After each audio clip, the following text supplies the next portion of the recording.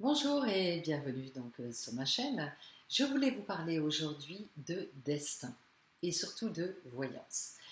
Alors voilà, parce que souvent on me pose la question, qu'est-ce que c'est qu'un voyant? Est-ce qu'un voyant voit tout? Est-ce qu'on a une destinée? Etc. Donc je vais vous donner ma version de la chose. Moi qui pratique la voyance depuis de nombreuses années, je crois que ça doit faire 40 ans. Alors, en fait, pour moi, un voyant, il lit le film de votre vie. Vous voyez? Il ne fait que lire le film de votre vie. Mais est-ce que le film est écrit à 100%? Bien, moi, je ne pense pas. Je pense qu'il n'y a que 15 ou 20% de votre vie qui est écrite. C'est-à-dire que vous avez un début, et vous avez une fin, et vous avez un cheminement où vous avez la possibilité d'aller. Par exemple, celles et ceux qui ont suivi mes autres vidéos où je vous ai fait construire votre référentiel de naissance, eh bien, dedans, je vous dis, par exemple, la maison 4, c'est votre mission sur cette terre, et la maison 12, c'est ce que vous avez à transmettre à l'humanité, ou à vos descendants, etc. Le message que vous avez à faire passer dans cette vie. Par exemple, si vous avez le monde en maison 12, ça veut peut-être dire que vous devez vous battre, par exemple, pour l'écologie. Vous voyez, vous devez transmettre des valeurs par rapport à l'écologie. Mais peut-être que dans cette vie-là, vous faites rien du tout là-dedans. Mais il va se passer des événements. Comme vous n'êtes pas sur votre chemin, le destin, si je puis dire, va vous envoyer des clins d'œil. Voyez, par exemple, vous allez lire un livre, vous allez voir une émission de télé, puis ça vibre en vous, ça résonne en vous. Voyez, vous sentez que vous avez une sensibilité par rapport à ce sujet. Ou peut-être il y a quelqu'un qui va vous parler de quelque chose qui concerne l'écologie, et ça va éveiller des choses en vous. Puis peut-être vous allez reprendre votre vie, et puis voilà, une seconde, voilà, vous allez être émerveillé, et puis après, vous reprenez le cycle de votre vie, vous n'en faites rien. Remarquez, je vais vous raconter une petite anecdote. Il y a quelques années, je suivais une formation pour être consultante en relations humaines, et je me souviens qu'un de mes enseignants, de mes formateurs, m'avait expliqué une petite histoire, m'avait raconté une petite histoire sur ce sujet justement. Et elle m'avait dit, tu sais, si par exemple tu rencontres quelqu'un et que la personne te dit tu es un singe, tu regardes la personne et tu passes ton chemin. Une deuxième personne te dit tu es un singe. Tiens, ça fait 2 fois qu'on me l'a dit. Une troisième personne te dit tu es un singe. Eh bien, qu'est-ce que je vais faire? Je vais m'acheter des cacahuètes. Et oui, pourquoi? Parce que si ça fait 3 personnes que je rencontre qui me disent tiens, tu devrais faire quelque chose dans l'écologie, tiens, tu devrais créer une chaîne par exemple sur l'écologie, tiens, tu devrais peut-être t'inscrire à ce parti-là, etc. 3 personnes qui me disent ça, je vais m'acheter des cacahuètes, je vais m'interroger, je vais me dire mais oui, au fait, c'est vrai que c'est quelque chose qui me préoccupe, c'est quelque chose qui, j'ai envie de m'investir dans ça, etc. Peut-être je ne vais pas en faire quelque chose professionnellement, peut-être que oui, peut-être que non, mais au moins tout, je vais commencer à me mettre en route vers ça. Eh bien, en voyance, on va voir qu'effectivement, il y aura des cailloux qui vont se présenter sur votre chemin. Et vous pouvez les prendre ou ne pas les prendre. Et moi, en tant que voyante, je ne vais pas savoir si vous allez les prendre ou pas, mais je vais vous les décrire. Et je vais vous dire, tenez, il y a ça sur votre route, vous pourriez prendre cette voie-là, je vois, tralala. Vous voyez ? Moi, je ne sais pas ce que vous ferez, tout ça. Donc ça, c'est la première chose en voyance que je voulais vous dire. Donc, il y a une partie qui est destinée. Et pour moi, il y a une partie que vous écrivez. Ce que je suis en train de vous dire. Vous ramassez les cailloux ou vous ne les ramassez pas. Et dans cette partie que vous décidez, il y a deux parties. Il y a une partie que vous décidez consciemment. Non, moi je veux gagner de l'argent, avec ce métier-là on ne gagne pas d'argent. Voilà. Ça c'est la partie consciente. Et il y a une partie inconsciente, qui est la maison 11 par exemple, le karma familial, ou la maison 7 qu'on a vu dans le référentiel par exemple. Vous voyez, donc les blocages qu'il y a dans votre vie et qui fait que vous allez répéter des histoires et vous allez croire que vous choisissez votre vie. Mais en fait, vous choisissez peut-être même pas 10% de votre vie. Vous êtes simplement en train de mettre en scène l'histoire que vous vous êtes racontée entre 0 et 6 ans. Mais votre vraie vie, et là je parle de votre destinée, celle-là, vous ne la mettez pas en scène. Parce que vous n'en avez pas conscience. Mais moi, ce que je vais voir en voyance, c'est pas ça. Je vais voir ce que vous êtes en train de créer. Vous voyez? Consciemment ou inconsciemment.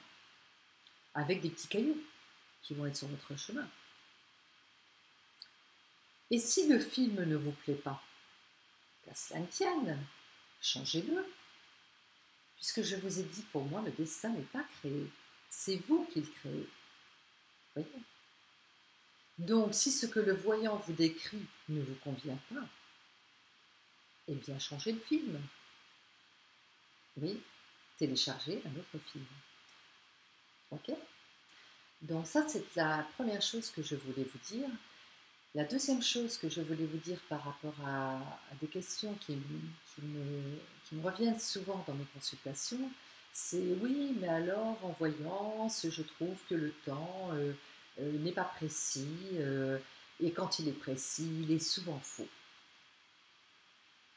Ouais. Vous voulez que je vous explique pourquoi? C'est très simple. Moi, ce que je vois dans votre vie, je vous décris le film de votre vie. Mais si pour X raison, vous appuyez sur pause, vous passez votre film à la télé, maintenant c'est vrai qu'il n'y a plus de cassettes ou de DVD. Admettons qu'il y avait encore des DVD, vous mettez des DVD, maintenant on télécharge les films. Bon, même c'est pas grave d'ailleurs, vous avez téléchargé le film, vous avez appuyé sur pause parce que d'un coup, on vous appelle pour passer à table.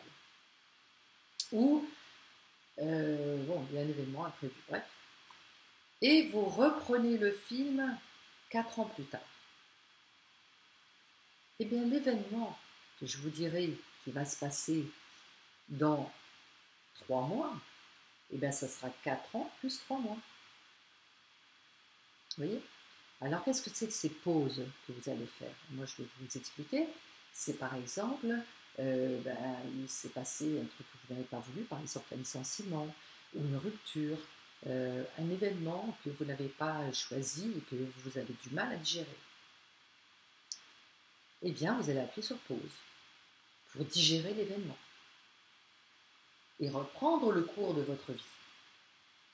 Mais combien de temps vous allez mettre à digérer l'événement? C'est tout à fait aléatoire et ça dépend des gens. Je vais vous raconter une petite histoire. Je tirais les cartes à un moment donné dans un restaurant à Paris et je vois une dame en face de moi qui vient me voir et elle avait une 60aine d'années. Et je lui décris donc une rencontre sentimentale. Et elle me dit « Oh, mais de toute façon, ça fait 40 ans qu'on me raconte ça, je n'ai jamais rencontré personne. » Ok. Donc, je lui fais le tirage du tarot psychologique. C'est pourquoi je vous fais cette vidéo d'ailleurs. Et donc, en tarot psychologique, je vois l'arcane 13 à l'envers. Si vous avez suivi mes vidéos, vous allez comprendre pourquoi. Et le pendu à l'envers. Et puis la troisième carte, je ne me rappelle plus ce que c'est. Et je lui dis, mais c'est normal, il y a un mort que vous n'avez pas enterré. Soit vous avez décidé de le rejoindre, et auquel cas, qu'est-ce que vous faites en face de moi? Soit vous avez décidé de vivre, ce qui semble être le cas puisque vous êtes là. Mais auquel cas, faites un vrai choix. Vivez. Et elle me dit, mais si vous croyez que c'est drôle d'être veuve à 20 ans. Ah, voilà l'histoire. Ça fait 40 ans qu'elle avait appuyé sur pause. Donc l'événement que tous les voyants lui prédisent depuis des années, eh bien, ne se présenteront, cette rencontre ne se présentera que quand elle réappuiera sur lecture. Mais vous avez le choix d'appuyer ou non sur lecture. Vous voyez, le destin vous laisse vivre la vie que vous voulez. Donc le premier problème qui se passe dans une destinée, c'est que d'une part, vous pouvez très bien rester appuyé en pause. Et là, le tirage psychologique peut vous dire quelles sont les pauses que vous êtes en train de faire et comment vous pouvez réappuyer sur lecture, le travail que vous avez à faire pour réappuyer sur lecture. Là, en l'occurrence, cette dame, il faut qu'elle enterre vraiment cette personne et qu'elle prenne la décision de vivre au lieu de survivre. Vous voyez ?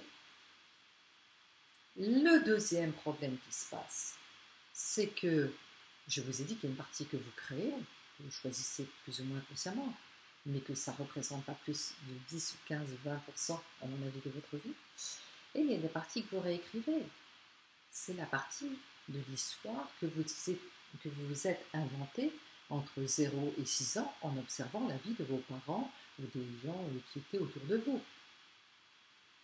Et maintenant, vous allez choisir les acteurs qui correspondent à votre film. Et moi, je vais vous décrire le film que vous avez choisi, tout simplement. Donc, si vous voulez être acteur de votre vie et choisir votre vie, eh bien, le tirage psychologique vous permet d'identifier les scénarios que vous répétez et de les changer de manière à pouvoir choisir réellement votre vie. Et bien voilà, donc j'ai terminé là mon petit discours sur ma façon de faire de la voyance. Donc moi j'explique que je commence par le tarot psychologique pour expliquer aux gens voilà les pauses sur lesquelles vous êtes en ce moment et voilà les scénarios que vous répétez et que vous devez changer.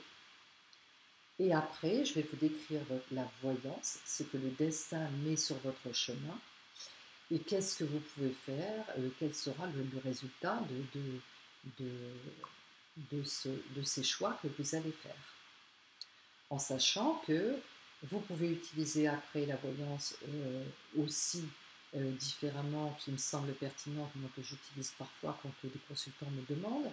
Ils ont deux possibilités. Et je leur décris, si vous allez vers cette possibilité, alors voilà ce que je vois pour vous. Et si vous allez vers cette autre possibilité, alors voilà le film que je vois pour vous. Et après, vous faites votre choix. Moi, je ne le fais pas par contre. Vous voyez, moi, une fois, j'ai décrit à une personne, voilà, si vous prenez la solution A, vous allez dans le mur. C'était une relation, c'était un choix sentimental. Et si vous allez vers la solution B, alors tout est open, quoi. Tout est bleu, tout est vert, tout est lumineux. Et à la fin de la consultation, je lui demande est-ce que ça vous a éclairé pour faire votre choix? Et elle me répond oui, tout à fait. Et je lui dis je peux savoir quel est le choix que vous allez faire, persuadée qu'elle allait prendre le choix B. Et elle me dit le choix A. Donc je me suis dit, je me suis mal exprimée, donc je réexprime différemment ce que je dis. Ah, j'ai le choix A, alors celui vous n'allez pas être très heureuse, mais voilà. Elle me dit oui, tout à fait. Eh bien, je l'ai donc laissé faire ce choix. Et parce que pour moi, faites toujours le bon choix. Pas forcément le choix que moi j'aurais fait, mais le bon choix par rapport à là où vous en êtes aujourd'hui dans votre vie. Vous voyez ? Et là, en l'occurrence, cette personne, elle avait fait un choix bizarre, parce que franchement, elle n'allait pas être très heureuse, ça se voyait. Et je lui avais clairement dit. Et je m'interrogeais pourquoi elle avait fait ce choix, mais bon, la consultation se termine. Et il se trouve que cette personne revient voir quelques années plus tard et me demande si je me souviens d'elle. Bon, je ne me rappelais plus trop, mais je me rappelais très bien de l'histoire. Quand elle m'a raconté l'histoire, je lui dis ah oui, effectivement, oui. Et alors, vous en êtes où? Elle m'a dit j'ai divorcé. Ah ok. Et là, elle me dit mais pourquoi vous ne m'avez pas dit? Vous saviez que je faisais le mauvais choix, pourquoi vous ne m'aviez pas dit?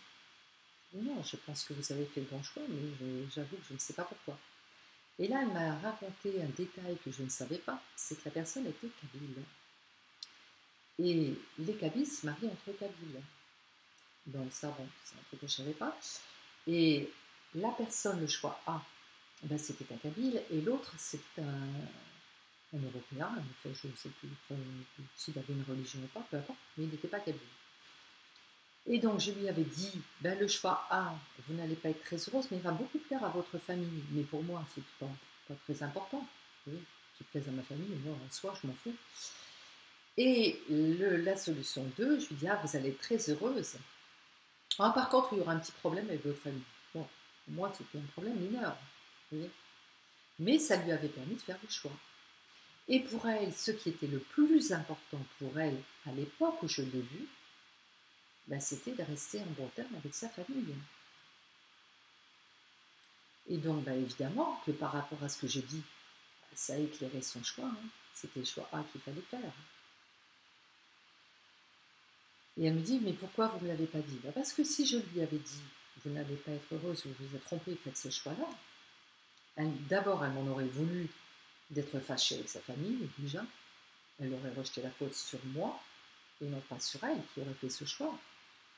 Mais d'autre part, elle n'aurait pas grandi, parce que grâce à cette expérience, elle a compris que ce qui est le plus important pour elle, c'était non pas sa famille, mais c'était elle. Et ça, c'est une expérience hyper importante qu'il fallait qu'elle vive. Vous voyez? Donc, c'est pourquoi on ne fait jamais les mauvais choix. Donc, vous ne vous inquiétez pas, tout ce que vous avez vécu jusqu'à maintenant, c'était nécessaire. Toutes les expériences que l'on vit sont nécessaires parce qu'elles sont là pour nous apprendre quelque chose. Encore faut-il que vous vous interrogiez sur qu'est-ce que m'a appris cette leçon. Maintenant, un autre petit détail que je voulais vous donner. Sur votre chemin, je vous ai dit, mais quand vous vous trompez de chemin, le destin est quand même sympa avec vous. Parce qu'il va vous mettre sur votre route des cailloux qui vont vous empêcher d'avancer. Bon, peut-être, vous allez vous dire, oh c'est chiant ces cailloux, vous allez les pousser. Et vous allez continuer sur la route. Ah, le destin va se dire, elle n'a pas vu mes cailloux. Bon, il va mettre un muret. Ah, vous allez vous retrouver en face du muret et vous allez vous dire, ah oui, mais alors, je suis embêtée. Bon, ben, je vais passer au-dessus. Peut-être, ben, vous allez passer au-dessus. Mais peut-être vous allez vous dire, ah, ben, peut-être que je ne suis pas sur la bonne voie. Vous allez faire demi-tour, mais peut-être pas. Peut-être vous êtes coriace et vous allez passer au-dessus du muret. Donc là, le dessin va se dire, bon, elle n'a toujours pas compris, je vais mettre un mur. Et là, vous allez être en face du mur. Et comme on dit, c'est au pied du mur qu'on voit mieux le mur. Et oui, et là, vous allez vous dire, je ne peux pas continuer comme ça.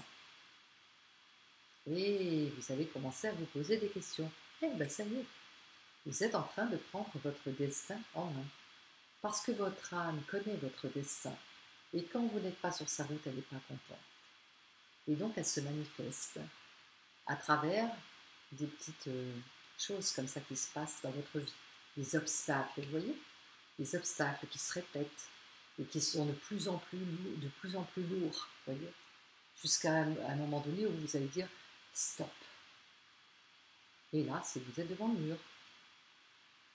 Et bien voilà, j'espère que ces métaphores vous auront plu et vous auront permis de prendre conscience de certaines choses. Cela dit, je le répète, c'est ma version de la voyance. Vous n'êtes pas obligé d'être d'accord avec moi. Écoutez, je vous souhaite une excellente journée et méditez là-dessus. Au revoir, à plus tard.